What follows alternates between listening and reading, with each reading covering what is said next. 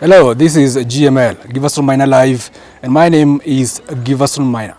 Now, today for the show, we are reconstructing, or rather constructing, the two manifestos by the Jubilee government and the other side, the opposition NASA coalition. On Monday, Jubilee unveiled their manifesto, and of course on Tuesday, NASA followed with theirs. Of course, there's some items that are similar, like education. NASA promises free primary and secondary education, while also the Jubilee government has promised free primary and secondary education. Which one is better? Of course, NASA has said they will collapse the free laptop project that Jubilee government has already started. What will happen? Which manifesto is better than the other one? And which manifesto will the Mwananchi, or rather Wanjiko, vote in come 8th August? We find out. Our political analyst or commentator Shaban Natembea Kelvin is on the set. Tisa Moses has traveled to Homa Bay to see his government county. I don't know, but the show must go on as scheduled. The show begins right now.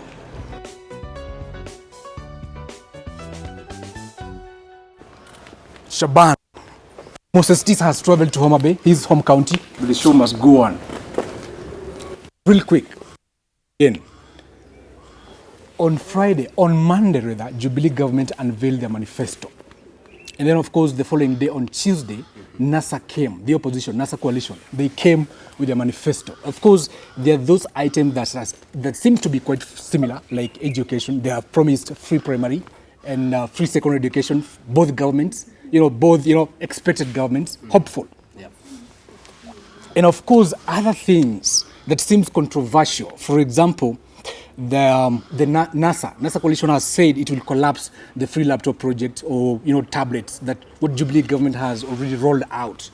And of course, NASA also said that they are going to to go back to they'll form a government, a hybrid form of government, which to me it seems to be like the older constitution that allowed parliamentarians to become cabinet secretaries.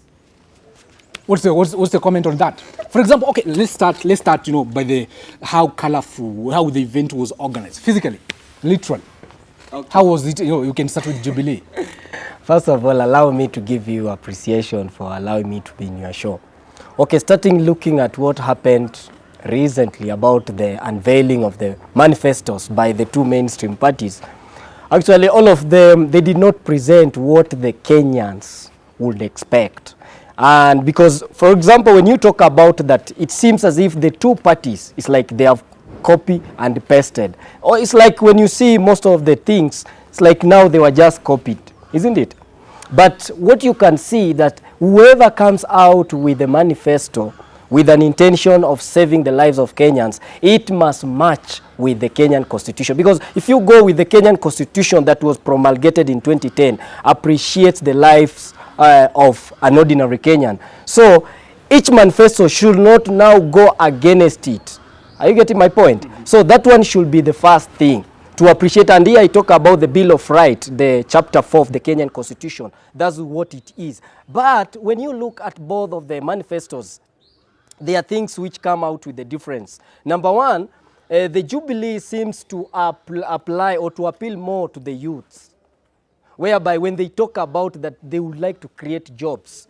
Yeah, and there are so many projects actually that they have put in place, such as the ajira.com. Here it means they mainly trying to attract the youths into their manifestos, which is good. And the other thing, when you look now to the issues of the empowerment of the women, where the Jubilee tries to say that in the forthcoming government, they'll make sure that they are going to empower the youths and the youths and the women of this country. First of all, I would like to say that Jubilee, in fact, is existing unconstitutionally. Why am I saying so? Because remember, when you get to the Kenyan constitution, we're supposed to have the two-third gender rule. Here it means since the Jubilee government took power back in 2013, it has not implemented this law. This is not the work of the government.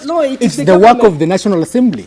If there's anything to go by the so-called the tyrant of number, here I believe the Jubilee administration, it has a lot of the MPs. So here I mean they have the guts to pass and implement that law.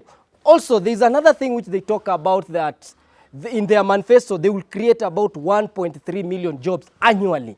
Here it means, for example, let's try to be realistic with this manifesto of the Jubilee. If we say that they would like to create 1.3 million, okay, let's now try to analyze this. Because in a year, let's talk about the main universities in this country. I talk about the University of Nairobi, Moi University, Kenyatta Universities, Egerton University, and also the JKUAT.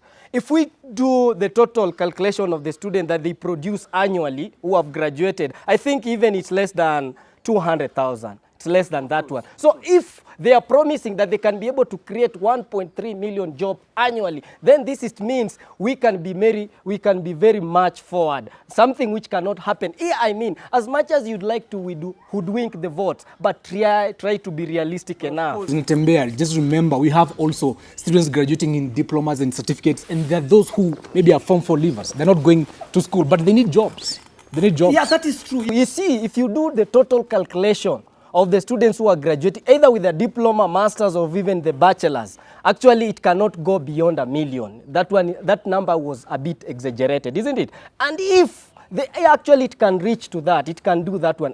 That one can be a very excellent job. Something that I believe it cannot do. Because number one, the problem with our government, they are very fast in giving out what they ought to do. But unfortunately, they fail to unveil the methodology and the approaches that they will put in place with an intention of doing what? Achieving their goals. That is the problem. But to me, it looked like they were talking of SMEs, Juakali sector, creating these small jobs, kiosks and small businesses for people, for ordinary people. To me, it looked like that was what they were talking about. Okay, if there's anything to go with the forthcoming election, if you like now to get the votes from the youth, actually Jubilee has scored a lot. Because you see, in the manifesto, it's like they are coming very closer to the needs of the youths of this nation. Because, for example, we have talked about the jobs that they aim to create. They have created platforms such as the Ajira.com. Also, you can remember what they talked about, the internship, that they are going to create the platforms where the graduate will have a chance to go for the internship, and also they'll be given the salaries about 15,000, isn't it? You see, we try to look now the registered voters of this nation. Majority of them are youths. So here I assume that the manifesto that was presented by the Jubilee, most of the youths will find that it resonates with them. But when it's come now to the NASA manifesto, okay, they have good things, but unfortunately, they did not break it down. For NASA? Yeah, actually, it looked like a general document. Yeah, they only talked about generalization, and that's the problem. Because, you see, when you come up with a manifesto, try to communicate with an ordinary Kenyan, not just with the people who have advanced their knowledge in legal learning. That's the problem. Because another thing, when you talk about manifesto in this nation, from where I sit, I believe manifesto will not be a green light for you to get a chance to sleep in the State House. The voters won't go for manifesto? No, that's not anything that you are going now to use to solicitize vote, because Kenyans, as I've told you in the previous appearance, is that what is going to determine a person to sleep in the State House for the forthcoming election, there are only two issues, there are only two factors. Number one is the tribal pattern, and the other thing, the size of your pocket. So if you think you come from the community with the largest number of the voters, that one is a sure bet. That one is an early Christmas for you. Another thing, if you come with a lot of money, and especially to the youths, that will also be a good position for you to to win any of the elective posts. But the problem with their manifesto is that even the language that they drafted the constitution, the manifesto using it was a bit complex. So most of the ordinary Kenyans, I'm sure, they will not understand that. Yeah, they will not get it. Before we go on with that discussion, the manifesto, Jubilee looked like, the event was so colorful. It was well organized, well orchestrated. People took time to plan. It looked like it took millions of shillings to just plan that one event. Look at those two guys, look at Uhuru Kenyatta, look at William Ruto, the way they were wearing good suits, similar, same color, same ties, with lapel microphones like ours, very organized. The way they were speaking, they were fluent. It's like they had rehearsed the previous day. And then look at NASA. They also tried. I think NASA tried this time round. But it was a bit disorganized. When there's anything to do with comparison, actually, that one for the Jubilee was so colorful. Others, just the way I've been telling you, when it comes to these things, when you like now to do the showbiz, Jubilee scores a lot. Yeah, they were a bit organized. But when you go with all their manifestos, as I've told you, there are a lot of issues that they are supposed now to explain. But just the way I've told you, manifesto means nothing to this country. It's just a campaign tool. But a few people, many people who are registered and many people who are interested even in participating in the election, I'm sure they cannot understand what you had written in your manifesto. Now, wait a minute. Before we move on, the NASA coalition, said they would collapse the laptop project. No, They'd collapse it. No, well, why should the government, collapse? You see, the government has already spent over 20 billion. They had said that they would scrap it off when they clinched the power, isn't it? Yeah. Number one, how comes you're going to scrap off something that is not existing? Because, okay, look, Jubilee did talk about the laptop project back in the 2013 campaigns, isn't it? Did they fulfill it? They didn't. We don't have laptops. There are laptops. No, those are just tablets, unless you cannot differentiate green from blue. Not all schools, but a number of schools, they have tablets. And even if there's anything to go with that project, we need to ask ourselves very important questions. How comes you are going to provide the laptops when there are so many children who are just studying on floors? You see, they are basic things. There are so many schools, my friend, that do not have excess books. They do not have enough books, even for basic. You can remember also the issue to do with the teachers. Why can't they sort also, first of all, the basic issues, if they would like now to skyrocket the level of education in this country? So there are so many issues. Problems in school, in education, the problems won't go away. Like in a day. But this process has to begin. If you want a laptop project in schools, then it has to begin, regardless of the problems that you're talking about. Okay, look here, Giverson. Laptop or even having now to try to develop the ICT in our country and starting from such a level of education, it's not a problem actually.